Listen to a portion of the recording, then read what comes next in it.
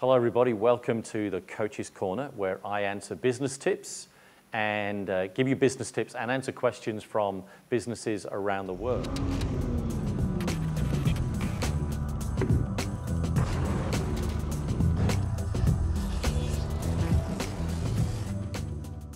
So let me start off with a question from around the world, and that is from Yukti in Singapore, who's running a small business, and she said, and her friends have been talking to her about, growing and developing and thinking about coaching and mentoring. And she asks this question: what is the difference, or is there a difference between a coach and a mentor? I believe very strongly that there is a clear difference between what a coach does and what a mentor does. So let me take you back to where the word actually came from. The word mentor came from the name of a gentleman who Ulysses actually got to look after his son when Ulysses went exploring all around the world. And mentor was an older gentleman with years of experience, and his job was to mentor Ulysses' young son. So years of experience, he was in front of his young son, could lead him on the pathway of life. And so a mentor's role, which is the role that mentor took on for Ulysses' son, was one of experience, being further down the road, and to help Ulysses' son begin to take that journey by showing him the dynamic of what life was really all about and revealing the experience that he had, so that when Ulysses got home, his son had gained that and was more competent and more aware. Now, what a coach does is very different. The coach actually walks alongside with the person in their life and dissects that world by asking powerful questions that helps that person think about the current world in which they're engaged in and how they're going to frame that world and think about what they will do in the context of where they live right now, where they're operating. So Yukti, the choice is you can have both of those people in your world, and I do that in my own world. I'm starting a new coach in the new year, and I have a number of mentors in my world, men and women of experience that I know I can tap into, ask those deep and meaningful life experience questions that they've got more experience in me, and they will help me traverse the road of life.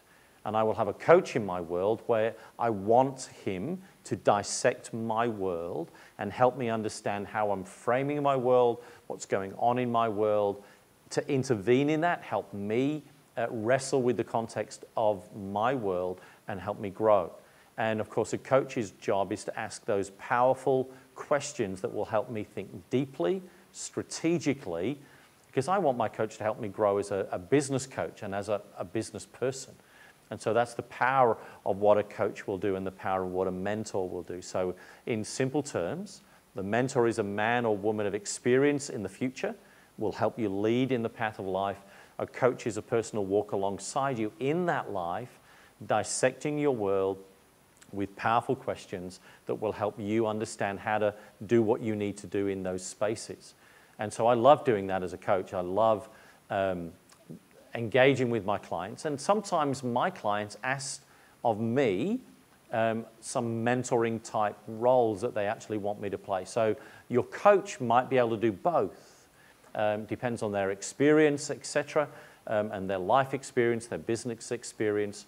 So there is roles in which I sometimes can play in that dynamic, and I love doing that. But I really spend most of my time in the world of asking questions and engaging that thoughtfulness that comes from that. So Yukti, have a think about what that might look for you, who you might want to engage in those processes. You might want one, or you might want both, because they will do this for you. They will both help you grow and develop as a person and be more enabled in what you're wanting to do, both in life and in business. And it will be really good for you to do that. And I recommend that, and we know this from research, I've read the research, that if we have at least two people intersecting in our world, it really will help us be more holistic more dynamic, more refreshing, and enable us to pull out all the uniquenesses that we have in life and the uniquenesses that we are as a person. Watch the difference that it will make for you, Yukti, and for any listening today. Please take note of that, engage in that, and I'm doing this because I want you to do life and do business better. So great question, and let me touch on another question that has been asked by a businessman in Queensland, Western Australia. His name is Garrett, and he asks this, which I get asked on a regular basis, or I experience with my clients, and that is this word: procrastination. Garrett is asking the question, how or can you help me with procrastination? Well, yes and no, Garrett, because the most of the effort that is actually going to come into this space is the effort that you will put in when we wrestle with the skills that you actually need and identify why you're actually procrastinating. So this is what people do. They wait till the last minute and they say to me, I'm very good at getting things over the line at the last minute. And the reason is because they procrastinate, they put themselves under pressure, and they don't know the difference. And that's how they've kind of lived. And what they're doing is they're living in the life of the urgent and living out of the adrenaline rush. And that eventually is very, very, very wearing. And you will actually burn yourself out because you're not letting the physiology that you have rebalance itself. And so you're continually drawing adrenaline up, and you're not letting the other chemicals that operate our body in a balanced way have any effect on you. And so I will often do this, and I had this question a while ago from one of my clients. I'm working all hours. What do I do? I'm running deadlines and I don't know how to do it. So we simply got a priority log, and I'll be doing that with a client recently in the next few weeks. They're running their priority log and describing what they do in an everyday basis. So Garrett, that's what I would do with you. You and I would have the conversation. I would give you this resource. You would begin to tell your story, and then we would talk about what is going on in your world in an everyday way. We'd dissect that, and we'd put a strategy in place to help you partition your world, position your world, prioritize your world, so you're actually getting better value out of who you are, your energies in the right place, your passions being expressed in the right way, your engagement in what is required of you to do. And I know that I can bring a difference into that world very quickly within just a few short weeks, and begin then to create, this is what I'm aiming to do. I'm aiming to create a new habit, and a new lifestyle, and a new way to think about how you actually live your life and live your business. And I will take the tenseness out, the overstress out. You won't be running off adrenaline. You won't need to, because you will be able to, you'll have refocused, you'll have got that clarity that you need, and you will be owning your world. And because this is what you're doing at the moment, you're letting the tail wag the dog, and that's driving what you are doing. And so you're living out of a life of procrastination. You're not really being effective, and you're fooling yourself. And so there's tools and resources that I have and that good coaches have that will help you reassess what's going on, refocus your world, get you clarity on how to make the steps going forward, help you write and draft out that plan, and it will change the way you think. And if you don't do it, you're actually going to cause yourself a lot of other problems mentally, socially, how you run your business, how you interact with your staff, how you engage with your clients, and there's going to be some negative messaging coming out. So let's deal with that, let's address that. And you know, this just happens to be the brand new year.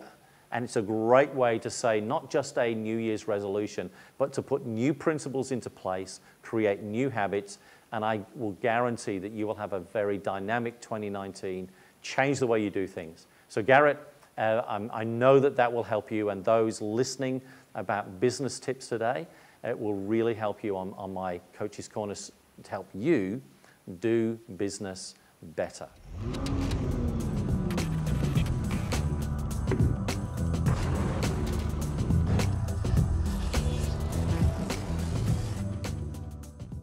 Welcome back to Coach's Corner. It's great being with you.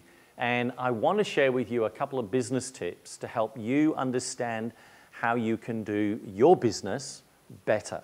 One of the interesting areas in our world of business is money. How do we actually understand and do money?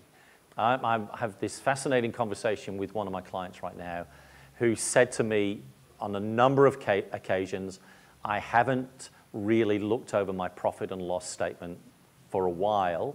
Yes, there's cash going into the business, coming out of the business. I think it's all okay, but I'm not really that sure. And so what I'm having a conversation with him about is bringing financial clarity into his world. And I think for us as business operators, we need to have financial clarity about what is going on in our business and how money is actually working. So we're using an online management tool for finance. So there's lots of really cool reports in that product. And what I'm getting that product to be done by his bookkeeper is set up budget to actuals, so monthly, a year to date, a comparison to the previous year, and percentage changes that are going on. And where his projected business is going into the future, and putting all the numbers in there, and let's see the story that the business is actually going on right now. And so because the bookkeeper is putting all the information in, doing reconciliations, handling all the invoices, getting all that happening, at any moment with online tools now that are financial management tools, you can look at the business anytime. And he says, well, I don't really understand what the figures are actually saying. So I'm really looking forward to that session with my client. So he is going to learn how to get clarity in his finances. So when he looks at the numbers, he's knowing what it means and what the numbers are saying, and the flow of the dynamic of budget, what his preferred future is, actuals, what is actually going on in the business in all the departments. And so we're going to have categories and subcategories. We're going to make sure all the money's aligned. We're going to look at where the business was, and we also want to look where the business is going. And then, of course, we want to see if there is any red in the business, because red is bad, or in some of the ways they get set up, it's simply a minus sign or a bracket. So if you're seeing a minus sign, red, or bracket in figures, you know that that is generally a negative indicator of what the money is actually doing. And I want to show him some of those principles of what is going on with the money, where the money's flowing, where he's spending his money, where he could be spending, where he shouldn't be spending, where he's overspending, where he's underspending. And it's fascinating to see those dynamics take place.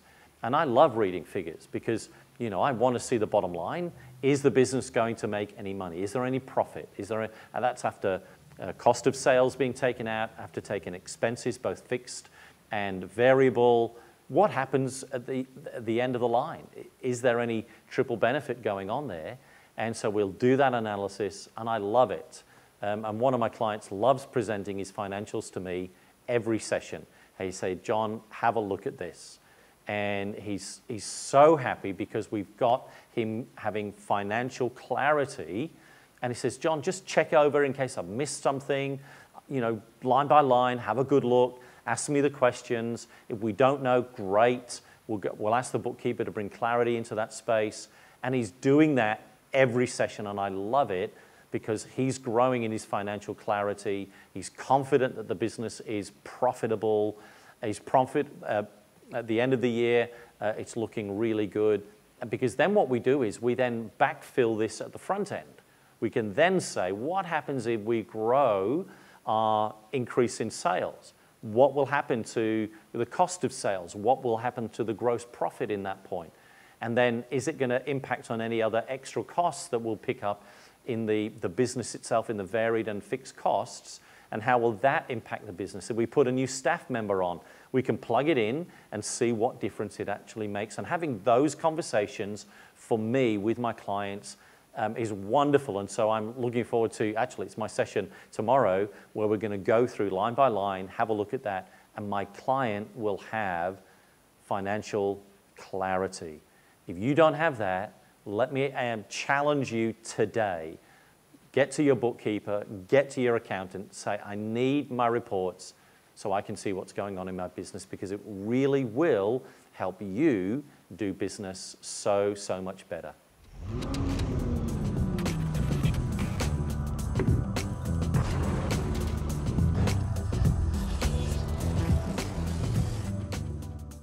Welcome back to the Coach's Corner. I've really been wanting to do this business tip for you, and you're going to be surprised at this title, Something versus Anything. I have this conversation on a regular basis with my clients about, oh, I could just do anything and it will work. I'm just going about life, you know, things will take place.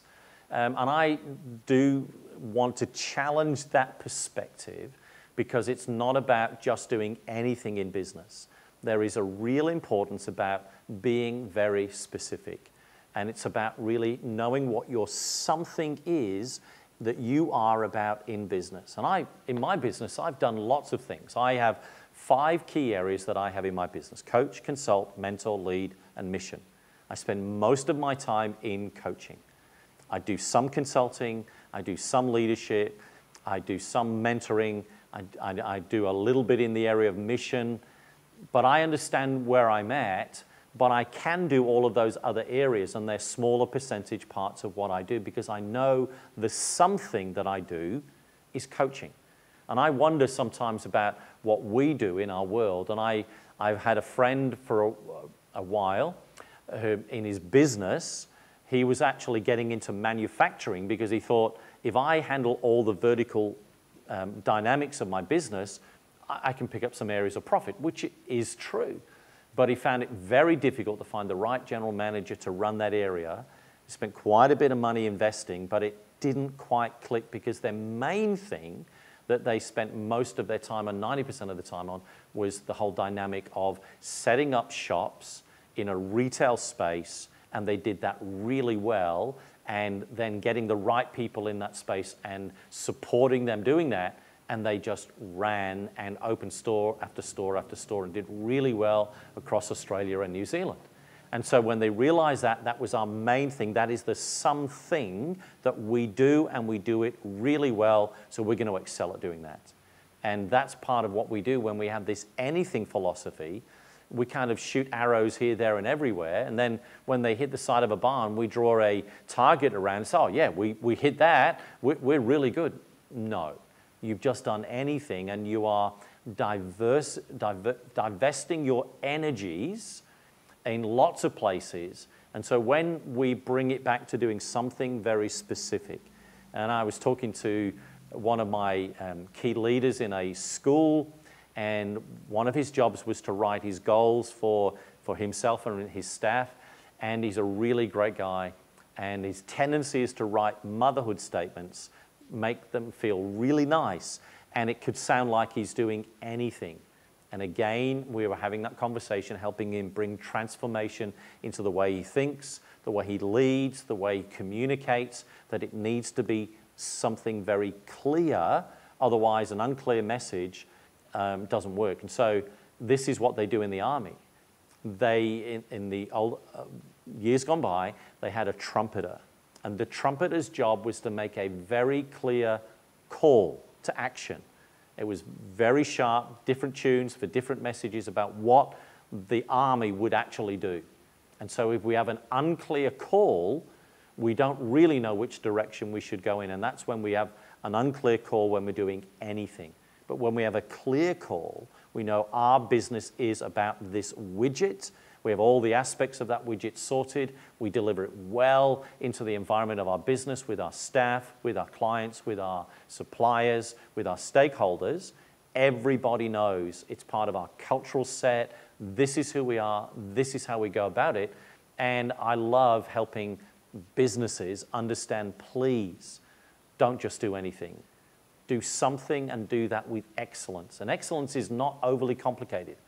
Excellence is simply doing that little 10, 15% more than what anybody else would expect of you to do, and it will set you apart, in any business environment, in any dynamic, in any part of the world, because not many people will actually recognize that and do that. So I've just been talking to a client of mine, and then when she was a younger lady, she said this in a class, because the lecturer said, out of the 100 people in this room, only 2 of you will go on and actually achieve and be sustained in this industry. She was one of those 2. She followed the pathway. She said, I am setting myself to do this something very clear, objective. And today she's an outstanding businesswoman, impacting a lot of people that she employs. And she's taking the next step to grow in her business experience because she knows, I know where I'm going. That's the doing something. Be specific, own your space, be confident in that. Don't let distractions disarm you. Don't let the anythings of this world crowd you in, because I know the power of doing the something in your world will set you apart and make a difference so you can do business better.